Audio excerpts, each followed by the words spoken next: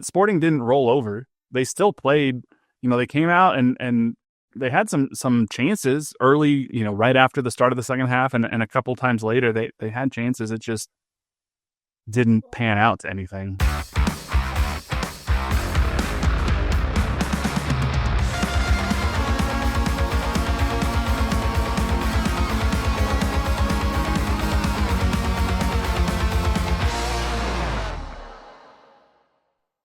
What's going on, everybody, and welcome back to another episode of No Other Pod. I'm Jimmy, along with my good buddy Daniel Kooser. Dan, what's going on, my friend? What's up, dude? Just another week, another loss, another bicycle kick. What a fun thing to talk about. There are some fun things to talk about, honestly. Like if you look at if you're a Minnesota fan, what a fun time. That was a hell of a time for those guys playing against Miami and their best supporters in the league leaving the game early. And that was pretty funny. I did have that on the list to mention about. Yeah, Minnesota, they're happy. Yeah, Red Bulls, they're happy. Yeah, man. Is it pretty? Not so much. What? How was your weekend? Was it busy or pretty chill or what? I was pretty low key. I didn't have much going on Saturday. Watched WWE Backlash, the PLE show. That was fine. Nothing too crazy. It was okay. I don't really see Pat McAfee out there wrestling. He's not a wrestler, so I don't know what's going on there. Just getting his chest chopped over and over, and that'll cause some hives right there on your pectoralis.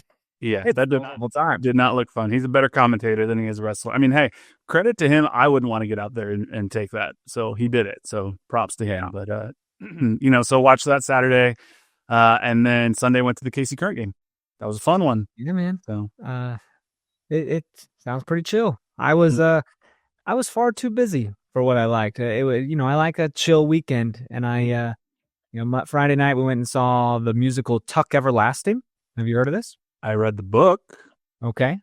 Pretty cool story, really. Yeah. But then, I think the musical flopped on Broadway, less than 2 months. But, I had some friends in the show. It was good. Yeah. And the next day, I watched Karate Kid. I'm trying to gear up for that new movie, bro. Trying to get ready for the All Valley. I have heard not good things. Okay, well, it's not even ready yet. So what kind of early preview do you get? What is this? I know people who have ways of seeing these things. Oh, okay. Well, that's concerning. And no, nothing illegal. No. I mean, the movie. I like the movie. I hope it's not bad. I thought you were illegal. No, I have some friends who actually work in entertainment,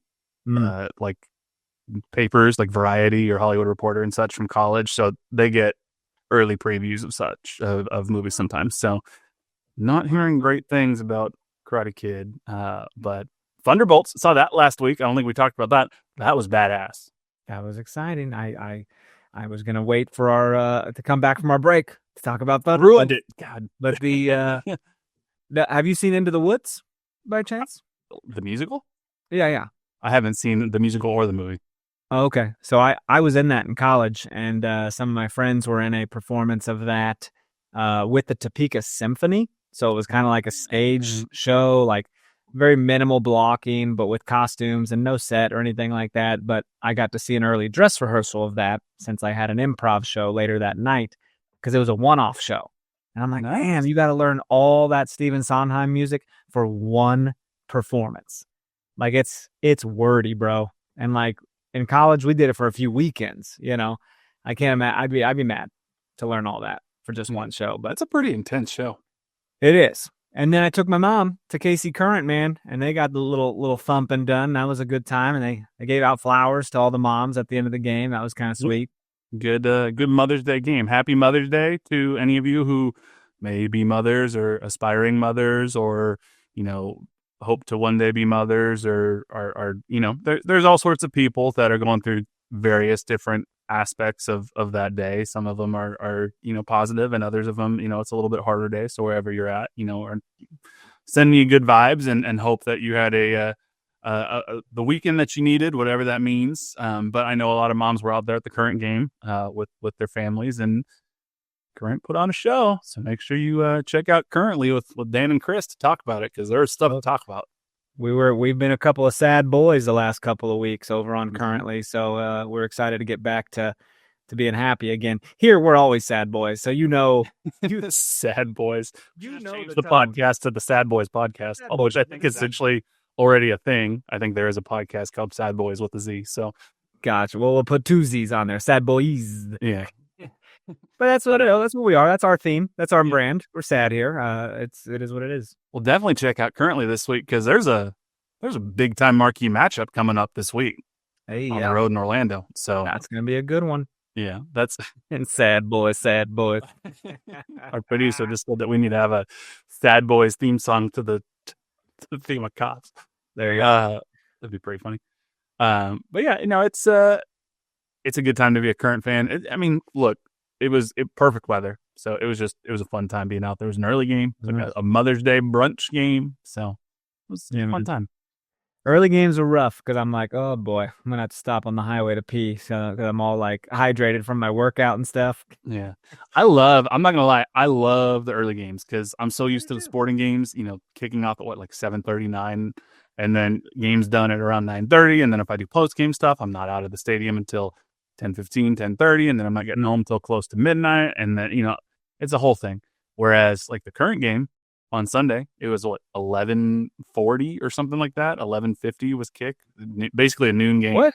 No, it kicked off at 12. Did it kick off at 12? I think they said coverage maybe started at 11:50. Oh, okay. So coverage probably whatever that was. But then it's done at 2. I'm out of there by 3. I'm home by 4, and I got a whole evening and night ahead of me where I can still do stuff.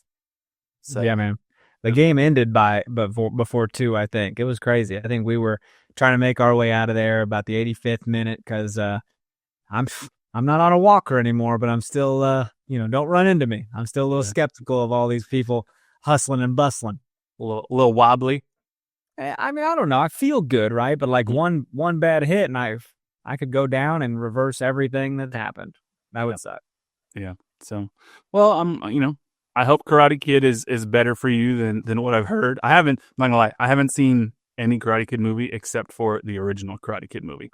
Well, it's really the best, but like Cobra Kai changed the game, bro. Like gave all these characters like redemption arcs, even the shitty ones.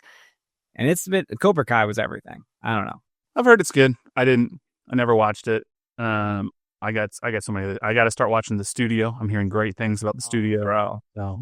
I watch it. You're going to say what you always say. How do you have all this time to watch TV? I really don't know. I don't really know how I do it. Because I just finished Righteous Gemstones. So that was, season 4 was hit or miss at times, but I thought the series finale was good. Last of Us is incredible.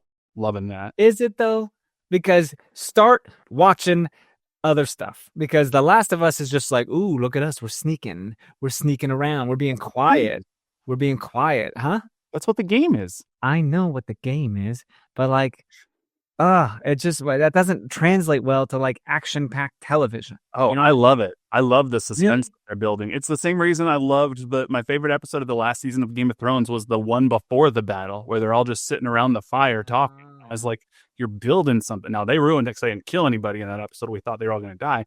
But spoiler alert for The Last of Us. If you haven't watched it, I'm just giving you a spoiler warning right now. Hit the fast forward 30-second button.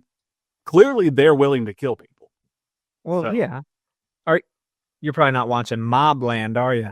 On Paramount Plus. Okay. Because they're over there chainsawing fools. Yeah. It's a regular Scarface situation, my man. That's television. Check that out. Andor ends this week, so I'm very excited for it. I'm glad it's going to end. I'm glad it's over, because you got to stop dropping 3 episodes at a time. That's just bogging me down when I got other things to watch. I'm obviously going to focus here on these 3 episodes. Poker Face just did it with their new season on Peacock. 3 new episodes. I was like, I can't be doing this. I don't hate it because I don't like Andor as a show where you almost need it in 4 mini movies, because if you were to only put out 1 episode at a time, the pacing of the show, I think it would be hard to keep people for 12-week chunks. But if you drop them in 3-episode batches like this and people watch them basically in a day or two, you're like, it gives you enough where you're like, oh shit, the story has moved along enough. I need to know what's next. I feel like it's a show where, if you drug it out 1 episode per week, probably wouldn't hook people as much. Yeah. Which is why I'm glad it's done though. Cause that 3 episodes, it is a commitment. It's like, wow, when can I find 3 hours to sit down and do this, you know? Well, I'm also glad that they're not trying to drag it out to another season, but also like we know how the story ends. We're aware. Like we know what's coming. Spoiler alert. If you haven't seen Rogue One, Cassian Andor doesn't live. So not going to make it. Right. I'm just interested to see how over these next 3 episodes they tie it into the beginning of Rogue One. So for sure. Which it was so masterful how they tied in the beginning of Rogue One to the beginning of Star Wars. Yeah. So give us an entertainment podcast. You got us on here. Listen here, BJ, you got us on here talking sports. Sporty KC ain't doing it. We're getting bicycle kicked on a weekly basis. We could be talking so much nerd stuff. Yeah, I could tell you all about the Pokemon cards I've started collecting. No, don't tell us. Oh my goodness, you texted me that, and you go, you're gonna make fun of me, and I was like, oh, I'm ready for this. Mm-hmm. Yep. So it's a good time. But no, let's take our break and let's come back and let's talk soccer. So we'll take our break and we'll be right back. Shop Chiefs tickets and more with no fees. Plus, save big with code KCSN at ticketsforless.com, the official ticket provider of KC Sports Network. Success in real estate takes more than vision. It takes the right financial partner. When someone takes something rundown and turns it into something great, that's called a comeback story. Like Brain Group. They take distressed properties here in KC, completely rework them, and then turn them into valuable real estate. But that kind of work needs the right bank behind it. Enter Emprise Bank. They're not about cookie-cutter loans. They saw Brain Group's vision, backed them, and now they're making big moves in Kansas City real estate. Talk about your partner in possible. Emprise doesn't do one-size-fits-all financing. They invest in potential and back growth. Visit emprisebank.com/KC to learn more. Emprise Bank, member FDIC, equal housing lender. It's playoff time, and if you're still just watching games, then you're missing out. With Pick 6 from DraftKings, you can turn your hoops knowledge into real cash. Just make your picks, track your score, and if you hit all 6, you're looking at bigger payouts than Prize Picks Flex Plays. Nobody's dropping better payouts than Pick 6. Hit 6 picks, and that's 25 times your cash. And if you beat your competitor, you could be looking at a 500 times bag in your pocket. And right now, new customers get $50 in bonus picks with just a $5 entry. The playoffs are on, so why not take a shot at making a little money while you're watching? Download the DraftKings Pick 6 app right now and use code KCSN. That's code KCSN to play $5 and get $50 in bonus picks. Better payouts, bigger wins, only on Pick 6 from DraftKings. The crown is yours. Gambling problem? Call 1-800-GAMBLER. Help is available for problem gambling. Call 888-789-7777 or visit ccpg.org in Connecticut. Must be 18 plus. Age and eligibility restrictions vary by jurisdiction. Pick 6 not available everywhere, including New York and Ontario. Void where prohibited. 1 per new customer. Bonus awarded as non-withdrawable Pick 6 bonus picks that expire in 14 days. Limited time offer. Terms at pick6.draftkings.com/promos. Thunderbolts, baby, or the new Avengers. Yeah, that you texted me about that, and you were kind of mad, and I was like, yeah. Well, I don't know if mad might be overdramatic, but like pretty annoyed. You were like they spoiled something on a billboard, and I didn't know what you're talking about, and I was like, well, I'm not gonna look. And then when I went to buy my ticket in the AMC app, I saw it said New Avengers, and I was like, oh, I bet that's what he's talking about. And they didn't need to do that. The marketing up. They should have given it a week. I get why they did it. At the end of the movie. You know why they did it? And then I promise we will talk soccer. I'm almost positive I know why they did it is because not enough people, mainstream people, know who the Thunderbolts are. So by putting Avengers in there, they hopefully were drawing more people.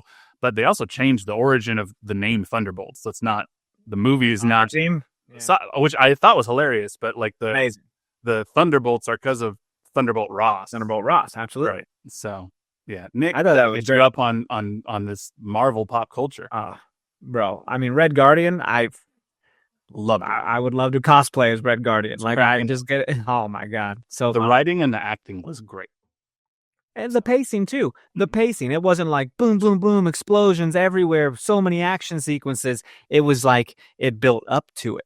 And I liked that because a lot of movies don't do that. And it was only 2 hours. Yeah. Hey, man, 2 hour and 45-minute movie. It was good. Enjoy. I didn't expect one thing to happen. I didn't expect someone to get, Yeah.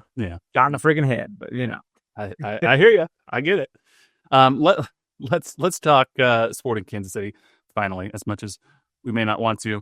I will say overall, this game, obviously a 1-0 loss to Portland. I don't think Sporting played bad. I just don't think they played good, at least offensively. They held a good team to 1 goal. I mean, that's a pretty good defensive effort. When Portland's very good, very good. Portland had, as we talked about last week, they're near the top of the Western Conference standings as things sit right now. Even after their draw against us, they're still in third place, which is where they were before this game.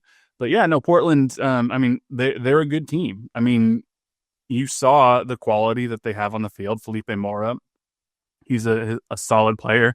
David DaCosta, and obviously Santiago Moreno. I mean, we became very familiar very quickly with Santiago Moreno. And, overall, you look at the advanced stats of this game, possession was about 50-50, which it's crazy that Sporting KC goes into a place like Providence Park and slightly wins possession, let alone keep it 50-50. We actually outshot Portland 11-9, 3 shots on goal compared to 2.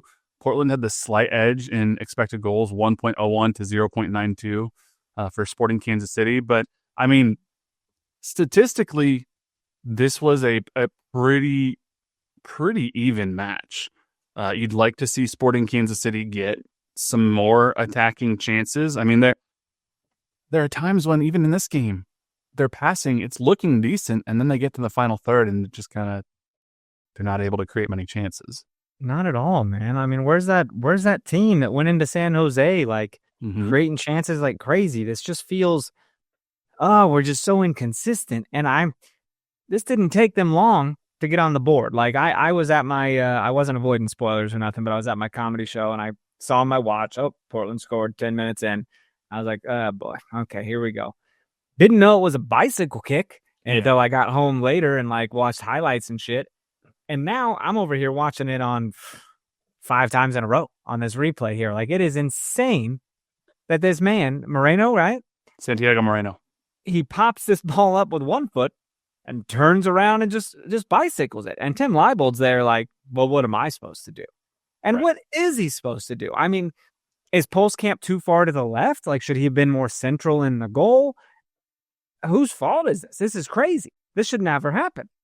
Yeah, I mean, that's one where I don't blame Pulskamp for his positioning there, especially because Moreno's facing away from the goal, obviously, because he did a bicycle. And there was a series of defenders that were sort of in between Moreno and Pulskamp, the right side of the net, essentially where Pulskamp was, because Moreno was toward probably 5 yards away from the penalty spot, sort of to the side, to Pulskamp's left. And there were 3 defenders that sort of had the ability to step if Moreno was going to try to turn and take a shot. So I don't blame Pulskamp for his positioning there. I mean, Pulskamp even said after the game, he goes, yeah, maybe do this a little different, do that a little different. Maybe Leibold gets, pushed off of Santi Moreno a little too easy. But honestly, this is one of those goals where you just got to, tip your hat and you're like, the hell are you supposed to do? Because that not only did he touch it to himself the way he did with that little sort of flick, that he then had the wherewithal and the control to be able to bicycle it over his head and not sky it over the net. Just unbelievable. And then he ran out and hugged his mother. Yeah, I was just going to say that. When he was running, I was like, where the hell's he going? And it was just hugging a woman. I was like, oh, it's probably his mom. That's the coolest thing ever, dude. Yeah. Did he get a yellow card for that? Do we know? I don't know. He did not get a yellow card, which I think you're supposed to get at least not according to the MLS timeline. I think you're supposed to get a yellow card if you exit the field of play in your celebration like that. I don't think you're supposed to go into the stands. But wow. Well, that did get nominated for goal of the match day. By the way, you say something right there, bro. I don't like the inconsistency of referees about if you kick the ball away, it's supposed to be a yellow. What happened to the one thing that was being enforced for like a single game that only the captain on the field is supposed to be the one to talk to the referee? That's not a thing anymore. They just like did away with it. Referees are just like, I'm not going to enforce that. Yeah. Why? Do you remember it happened in our game? I think Radia got a yellow card in one of our early games for talking to the ref. Why is that just done all of a sudden?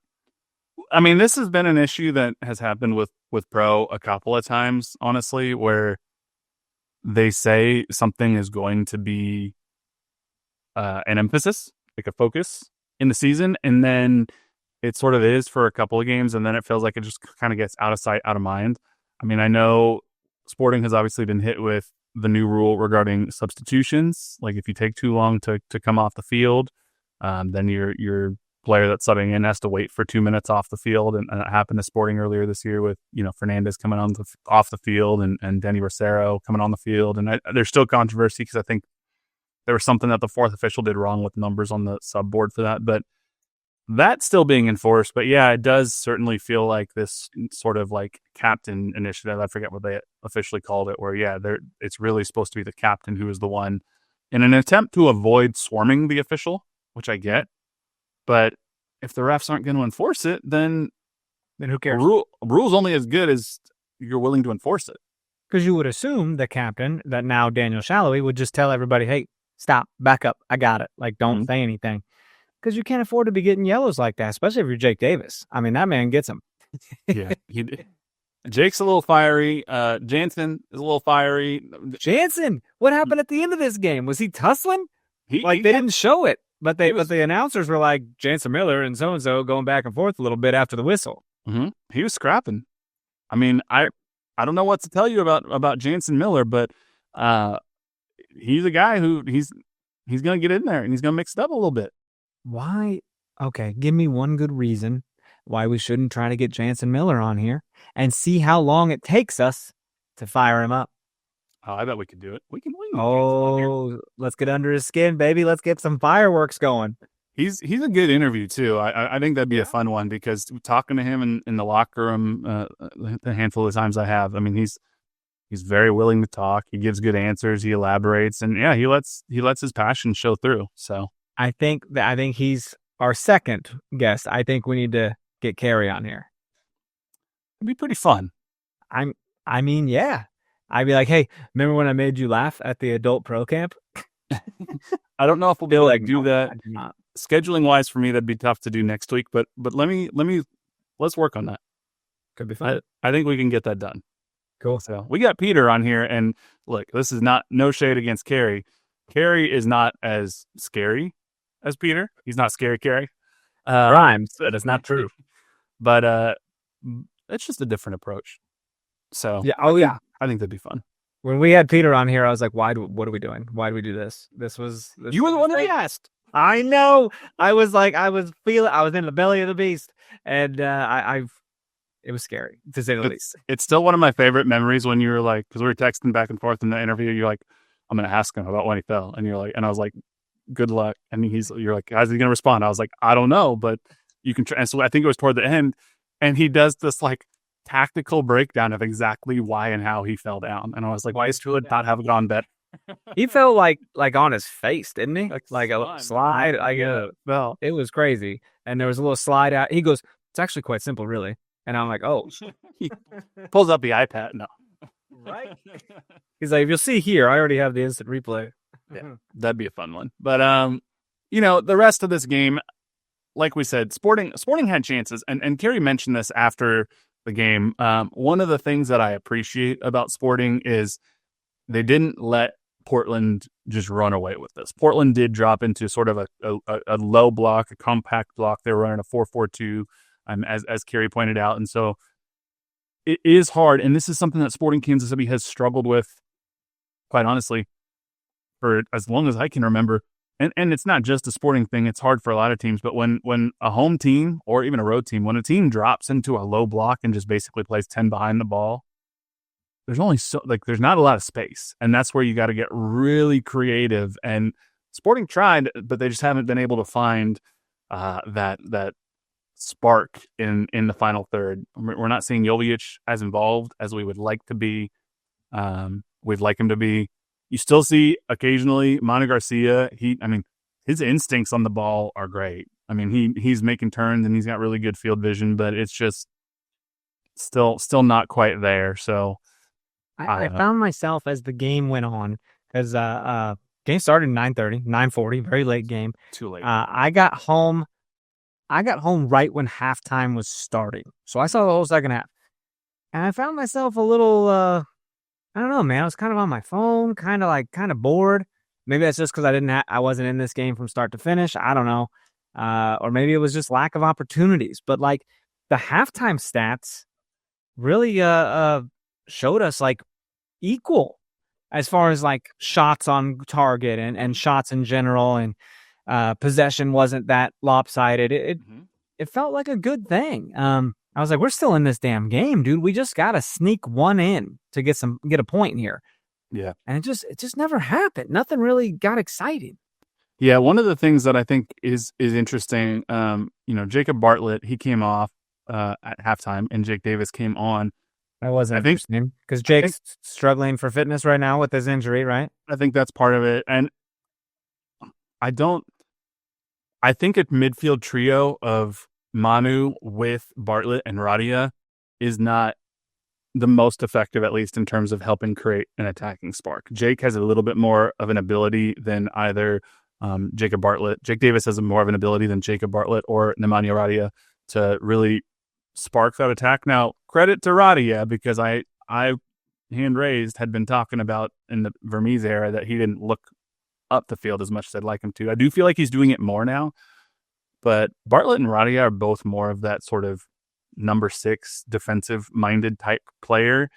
And so it puts a lot more pressure on Manu Garcia or even Dejan Jovic. You saw Jovic dropping back into the midfield a lot in this game. And so I think, needing somebody like a Jake Davis who can help Manu sort of be a little bit more of a conduit from the back line to the attack could be good. It didn't work out the way that we had hoped this time. But credit that Sporting didn't roll over. They still played, they came out and they had some chances early, right after the start of the second half. And a couple times later, they had chances. It just didn't pan out to anything. So I will say, Daniel Shalloy, from what I saw in the highlights, he was feeling himself in that first half, dude. A couple shots on target. One was like right at the goalkeeper, but he's beating his man, getting a shot off. And I also got to say, Moreno about had a brace about halfway through the first half. Yeah. And Pulskamp did the most athletic save I'd seen in a long time. Pulskamp, for me, was Sporting's man of the match. And it's not really all that close. I really, really like what I'm seeing from Pulskamp. We were, I think fairly critical of some of his confidence and decision-making early on in the season. Starters, sure. He seems like he is really stepping into this role and just really starting to understand instinctually, when do I need to come off my line? When do I need to come up strong and get big? And he's doing really well. That kick save, though, that I mentioned, I'm not sure I saw Tim Melia do a little something like that. You know what I mean? Like having the flexibility to get out there with that leg. That's big time. And that's what we're going to need out of Pulskamp, man. So it's like he is showing these signs and these flashes of growth, which should make the team trust him a little better. It's just unfortunate that, like, you let a stupid bicycle kick go in, man. That shouldn't happen like that. That sucks. Yeah, it is a bummer. Pulskamp's a little bit bigger than Tim. Tim's not a small guy, but like taller. Oh, is he? Yeah, an inch, maybe, and maybe 2, depends on how much you believe the height listings on the internet.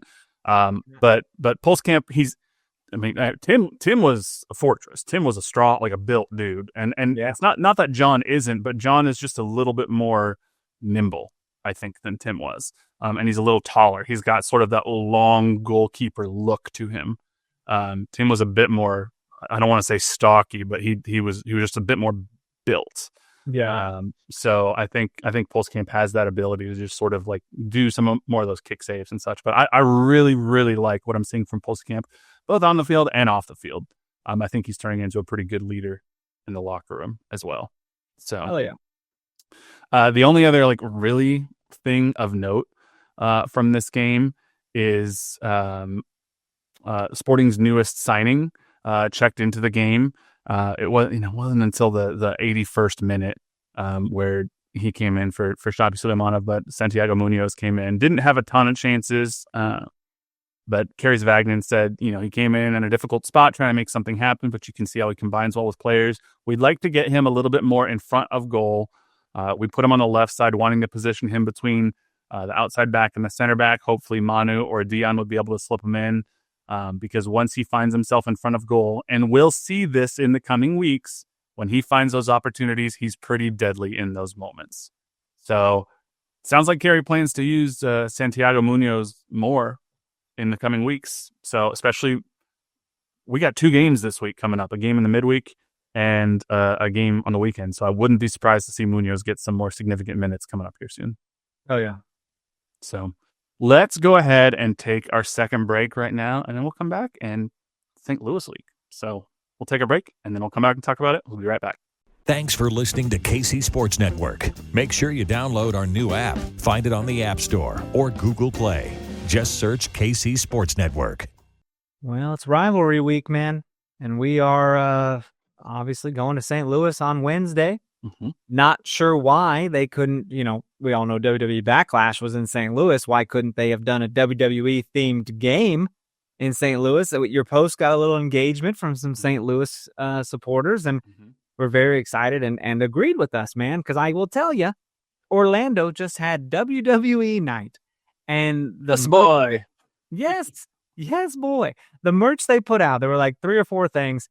I would have bought all of them. The scarf, the shirt that had their branding all over it. Why don't we do stuff like this? I mean, I know WWE is like station, their development is down there in Orlando. Yeah. So there is that. But like, man, that'd be so cool. But I mean, Randy Orton is from St. Louis, and he's just wrestling for the freaking WWE Championship. Now, it sucks. I think Backlash was at the literal same time as the St. Louis game. So that is a bummer. It would have been really cool if they could have had like the St. Louis game on a Friday or a Sunday, and they done something around that. I do talk to people who like St. Louis has tried to get Randy to come to some things, and no luck so far. But who knows? Kansas City and WWE, it's always kind of a weird vibe because of, not to be a downer, but like ever since the Owen Hart thing happened at Kemper, like I just feel like there's never been a PLE here or a pay-per-view. I don't think here in a bit. And I always feel like even the Raw shows that we've gotten the last couple of years, they were fine, but then they go to like Omaha the next week and it's like a badass lineup of stuff that's happening. I'm like, why is Omaha getting a good show? And the show we saw was not that great. It was, to be honest. It was, yeah. It was weird. Yeah. And it's like, CM Punk's coming out and showing up and he's got a chair. And I was like, this is what I wanted. I just want some co-branded merch that's like not Sesame Street. Well, hold on now. Don't you shit talk Big Bird. I didn't. Because I just don't want it. I almost bought that sweatshirt. I loved the Sesame Street sweatshirt that they had. You are a grown man, sir. So I'm also collecting Pokemon cards. Oh, that's all right. I gotcha. Hey, who am I to say, dude? I have a replica championship belt in my basement. No big deal. Yeah. So but you got it probably before, because now those things are $650 if you buy them at a show. Yeah. We went $100 from Target. Yeah. 3 lightsabers from Disney World for that. Again, I'm a grown man. Yes, lightsabers is what we're worried about. You can get so many Harry Potter wands. I don't actually know how much those are. I haven't been to Universal theme parks. They're less than 100. Less than 100. Yeah, that's great. But if you get the interactive ones, you can go cast little spells around the park, which is fun if I did that. Yeah. If I did it, and I certainly haven't done it wearing my cloak and you know. No. People wearing who does that? People wearing cloaks in Florida. It is so swamp ass hot, and you're wearing a full wizard robe. That's absolutely not. I was gonna say I'm not gonna judge because you do your own thing, but yes, you're right. It is 1,000,000 degrees in Florida. Too hot, and when you get that breeze, you're like, that feels nice. My butt was getting sweaty. But yeah, we'll I don't know. It's Wednesday in St. Louis. I'm not going to this game. I don't think you're going to this game either, are you? Nah, not gonna make it. It'd be fun to watch on TV though. I don't think I have plans. Well, I am auditioning for a show, so maybe I'll have rehearsal. Who knows? We'll see. There you go. It's a 7:45 kickoff, and it's a rivalry game, so it's always fun. But if there wasn't enough intrigue, both Kansas City and St. Louis are having down years. Obviously, they've been having a couple of down years. They both are sitting on 10 points in 12th and 13th place, respectively. The reason Kansas City is ahead of St. Louis currently in 12th place is because, strangely enough, we're winning on the wins tiebreaker. And it was because we beat St. Louis 2-0 when they were at Children's Mercy Park a handful of weeks ago. So now, going back to St. Louis, it's a midweek game. Sporting's had success in St. Louis before, especially in the playoffs. How are you feeling about going to City Park on the midweek? This feels important because fast forward, we have a pretty decent San Diego team at San Diego on Saturday. The road woes are not going to get any easier. So if you can grab 3 points in St. Louis, oh boy, that feels good. With the inevitable loss that may come at San Diego. So I don't know, man. It help us separate from that 10-point position there. We're not far off that playoff line if we're being honest, but we just got to keep putting together good results here and there. And it can start Wednesday night, and it's doable because we've done it. Yeah, it is possible. We've certainly had success in St. Louis. I mean, even the game where, what was it? It was like 4-0 or something. I think it was our first away game in St. Louis. I remember watching that game. I was there as a fan, and it wasn't as lopsided as the final score ended up saying. Like, there was a controversial penalty call. The XG was much closer. So, sure, scoreline, Sporting got whopped that first time they went down to St. Louis. But honestly, I don't think they've really had that much difficulty, at least as much as St. Louis fans would want you to think that Sporting has had going out to St. Louis. And if you look at their club now, they don't really have a single guy who that's their go-to scorer, or that's their go-to guy that you got to stop. I mean, Joao Klaus, you would think it's him. He's got 1 goal through 11 games played. They only have 2 players that have scored more than 1 goal. They have Cedric Toykert, who's got 2 goals, and Marcel Hartel, who's got 2 goals. I mean, they're not scoring a lot of goals. They've scored 9 goals on the year total. They've only allowed 14. Sporting has allowed 22, so they are a much more defensive-minded team. But I don't know, man. Yeah. That's kind of crazy. We've scored 8 more goals than them, but we've also allowed 8 more goals than them. Mm-hmm. That's interesting. Mm-hmm. So I don't know. It's interesting, but in a weird way, it's almost like, we have Dejan Jovalic, who has 5 goals. We got Daniel Shalhoub, who's got 4 goals, and then Eric Tommy has 2. So we've got 2 guys on our team who have more goals than their top 2 goal scorers on their team. So it's almost a blessing and a curse in some ways when this happens with the team, because you're like, okay, there's not one lethal player that you really have to worry about, but also it makes it a little harder because you're like, well, even though they're not scoring a lot of goals, there's not any one known place that they could come from. So, but Sporting's defense has been pretty decent from the run of play lately. So just don't give St. Louis a set piece. And I agree with you. I think this is a very, very important game. If there's a game to get 3 points from on the road, this is it. This is kind of the one that I think you got to gun for and get the full 3 points. I mean, they've still scored single-digit goals this whole season. I mean, not many other teams have done that. There's LA Galaxy, there's Austin, who's surprisingly up in 8th place with only scoring 8 goals this year. That's crazy. They have a -7 goal differential and they're in 8th place. I know. And then Montreal is the only one up in the Eastern Conference that scored single-digit goals. So it's like, and they're the worst nice team to to hold them. Well, yeah, it'd be nice to hold them to single-digit goals and get this thing done.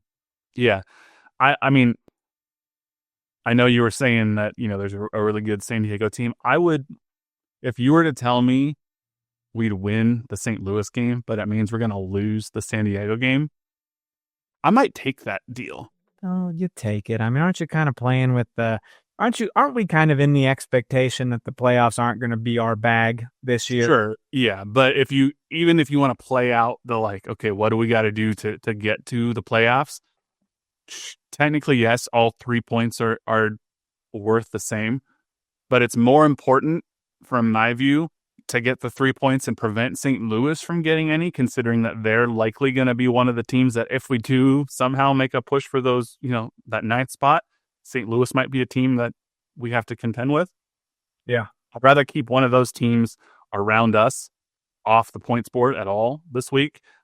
We're not going to catch San Diego in the standings. They're doing that thing that St. Louis did in their first season where they started off super hot, and even if they come back to earth, which San Diego has started to do, they got enough points early on that they're going to make the playoffs, almost certainly, unless they have a historic collapse.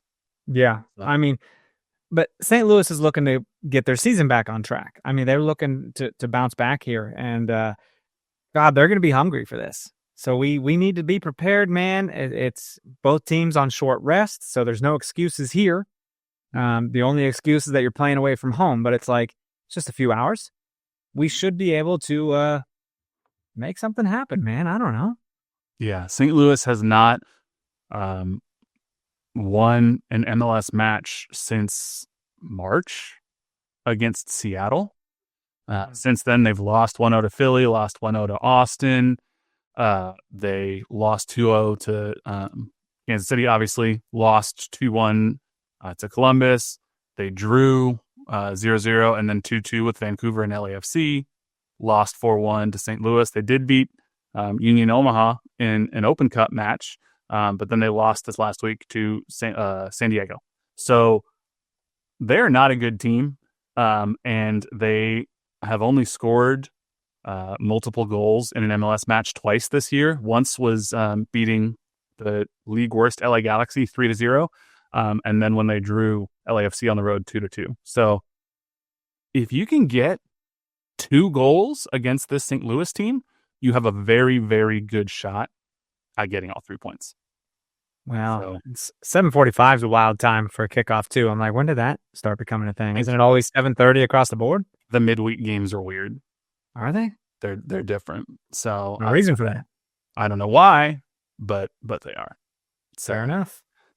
And then if we get, we'll get through St. Louis on Wednesday, hopefully with a win. And then you're right. Then there is the San Diego game on Saturday, and it's a 9:30 kickoff again. And San Diego, they're a super confusing team to me because I picked them to be wooden spoon contenders early. Did you? Season, honestly. I mean, I know they got Chucky Lozano. He's the big name, Mexican international that they signed from, was he over in the Netherlands, I think, still when they signed him. And then they have Anders Dreyer, their number 10, who has been very, very good. He's their Golden Boot winner right now with 5 goals, and Chucky Lozano's got 4. So Anders Dreyer and Chucky Lozano, those are the 2 players to key in on if you are a Sporting Kansas City fan looking to see who you need to watch out for in San Diego. But even San Diego, man, I mean, like I said, they started off pretty hot. They got 7 points in their first 3 games, 8 points in their first 4 games, so averaging 2 points per game. They beat LA Galaxy 2-0, drew 0-0 with St. Louis, beat Salt Lake 3-1, and then drew 1-1 with Columbus. Then it's been a mixed bag of results since then. They lost to Austin. They beat LAFC, then beat Seattle. Then they lost 3 straight. Lost to Colorado, lost to Charlotte, lost to Salt Lake, annihilated Dallas 5-0, and then beat St. Louis. So they're on a little bit of an upswing then, but they're just super streaky. So and that almost, you don't know what San Diego you're going to get. They host Colorado in the midweek and then stay home. They're in the middle of a 3-game homestand right now. So this is going to be a tough game. And we've never been to San Diego, obviously. It's our first time going down there as a team. So not really sure what to expect in terms of the environment, but it's going to be a very tough game. It's a new one, but it should be, I don't know, man. I don't know what to expect whatsoever, although I'm going to expect the worst. Get points on tomorrow. I am a lot more confident in being able to get a result or even 3 points against St. Louis Wednesday night than I am getting a result or let alone 3 points Saturday night in San Diego. I just think rivalry games are different. And we saw that Sporting Kansas City got out for it, in Carey's first game against St. Louis when they were here about a month ago. So do it again. You can do it. Why not? And I love to see the St. Louis supporters get angry. Oh my God, it's so funny. It is. I feel like we don't get angry anymore. We're just like, meh, we don't know what we're doing. No, I at this point, I'm just like, there's too many other things. I don't have the energy to be that angry. And, exactly. At this point, we know what to expect from this season, probably. Like, sure, you might, if things go exactly correctly, sneak into the playoffs in that play-in spot. You're probably not going to make a run. So let's see what we got. Let's see what we got with Santiago Munoz. Let's, maybe we'll see some more minutes from him this week and see, is there something there? Do they want to fully execute that loan to buy clause in that deal? What do you got with Jansen Miller and Robert Volader? That's been a pretty decent pairing these last couple of games. So, it might have some juice. Agreed. Yeah, absolutely. Yeah, I don't know. Should be interesting, but should be a couple fun games to watch. St. Louis, always fun, and then San Diego, it'll be a novelty. So hopefully the San Diego fans, they've been having some issues with doing the goalkeeper derogatory chants on the goal kicks. So really? Yeah, hopefully MLS or somebody, the club can step in and stop that. I feel like this happened with the Galaxy a little bit. It happened with LAFC. I'm just like, come on, y'all. We should be past this, but kind of sucks. Wow. You got anything else sporting related you want to mention before there's a couple of news and notes from some former sporting players that I was going to talk about here? No, what's that? So Willie Agata with RSL got a red card. And I don't know if you saw it. It was a second yellow for simulation. He went down in the box trying to draw a penalty. Very clearly was not a foul. Hardly any contact, if any contact at all. Went down, second yellow, simulation. That's kind of weird to me because I never viewed Willie as a guy who was just trying to fall down and draw contact when he was here with Sporting Kansas City. Am I wrong in this? I never really took note of that, I guess, but I bet the fans did not like that from their new player. Well, no, it's RSL fans. They're blaming the referee. Of course it was a penalty. How could you not see that he might have breathed on him too hard? And that's why there's replays. Right. They don't watch replays and then be like, okay, I'll calm down. Of all of the fan bases that I've encountered personally, I think RSL are the ones that are the most unreasonable when it comes to the referees hate our team. So. Okay. I remember you went to a game there. I was like, what are you doing there, buddy? You're going to get murdered. Yeah. I did go to a game. I was in Salt Lake for work, and I just so happened to work out timing-wise, and I was like, I'll go to this stadium in Sandy, Utah, where I was like, I'll get there early and see what's around the stadium, and there's nothing. There's nothing around the stadium. There's an Outback steak, a Sizzler. I didn't know a Sizzler still existed. There's a Starbucks. I used to love some Sizzler out in California. Absolutely. I was like, I can't be the sad fan sitting at the Sizzler bar by myself.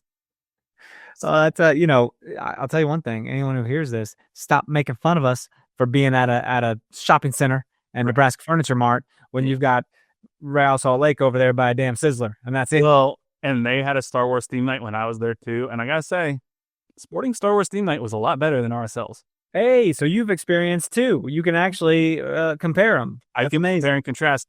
They had people in costume there too, but they were much less believable than and there were much fewer of them than the people that Sporting had in costume for Star Wars Night. So wow, I thought that was okay. I love that. That's number one. Willie Higata already on a red card, or he's going to miss RSL's next game.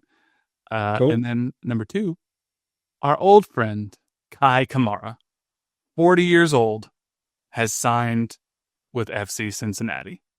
And this is his 12th MLS club, which is crazy. He's older than us, Jimmy. What's our excuse for feeling ailments and stuff? The dude's been at it for so long. No one would blame you to go off into the sunset, my man. But he's got more goals to score. He does. And it's if you look at his career, he's never spent more than 2.5 seasons with a single club in MLS. And that was Kansas City. Wow. How's his relationships been? Is he married? I think he is. Okay, because that's a wild, like, hey, we're moving again. Oh, time to move again.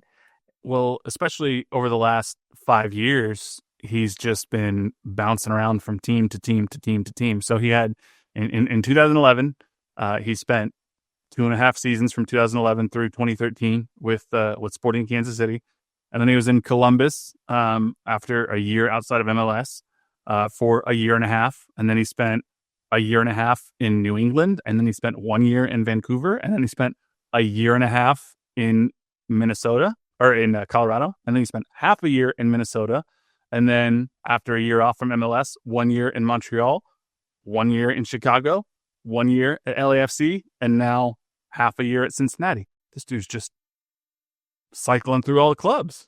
I love it. He's played for more MLS teams than stadiums I visited. And like, I'm trying to make that a thing to where I visit MLS stadiums. Mm-hmm. But it's like the man just wants to see, like, no one will ever beat that, by the way. No one will ever play for as many teams in MLS as he has. Like, that's an insane record there.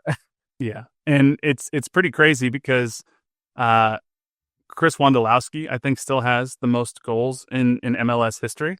And Kai Kamara, I think, might be second on that list. He's second. I think you're third, right. But I think he passed Landon Donovan. So Kai Kamara, I mean, look, he's bouncing around, but he's still finding some success. So, he hasn't had a really solid season. 2022, he had 9 goals with Montreal.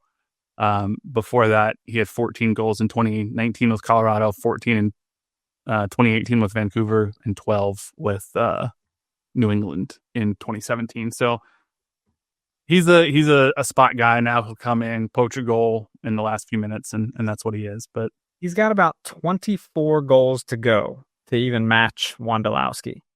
So that's crazy. Cool to even be on that list, Yeah.